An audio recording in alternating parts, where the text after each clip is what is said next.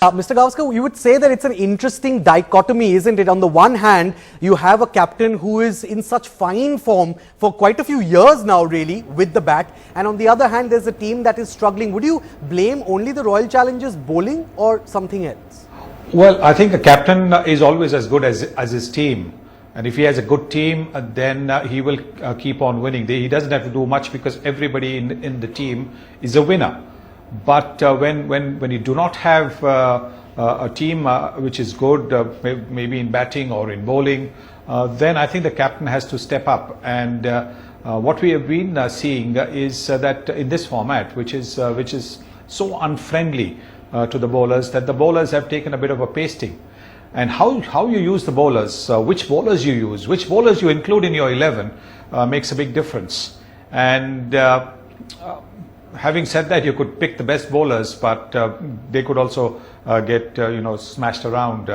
So I think one of the problems for the teams at the bottom has really been the fact that their bowlers have taken a lot more beating than the bowlers of the other teams. Right, Mr. Gavaskar, do you see the Royal Challengers making the Final Four this time?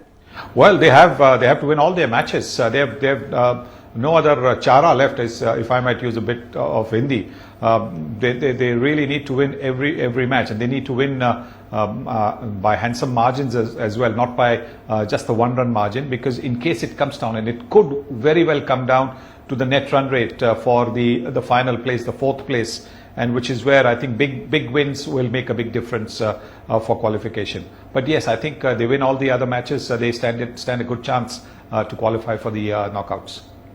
Right, Mr. Gavaskar, as far as Virat Kohli is concerned, there's a very popular perception right now these days that after Virat ends his career, his international career that is, he will go down in the history books as one of the greats of the game. Would you agree with that?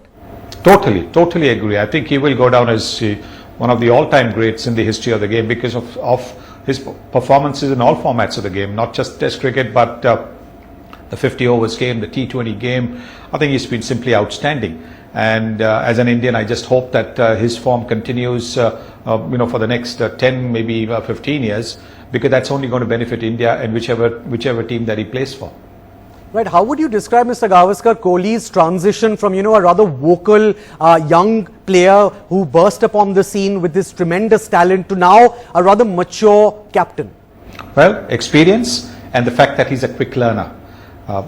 You could start off in a grand fashion, but if you're not learning, then you're going to fall down and you're not going to progress. But this is the beauty about Virat's cricket, not just his batting, but his overall cricket has been that he's a quick learner. He wants to get better than yesterday, and that's always a great trait to have. If you want to improve all the time, if you say that you are a student of the game and not the master, then I think you're going to make progress. Look at the way he approaches every innings. Every innings he approaches as if it's a fresh innings. Even if he's got 100 in the previous innings, a lot of batsmen make the mistake of thinking they've got 100 in the previous innings, that they can start playing shots from the first ball. That doesn't happen. You're playing a different opposition, you're playing on a different surface perhaps, and that can be different, and which will mean that you could actually get out quickly. So he gives himself just that little bit of time.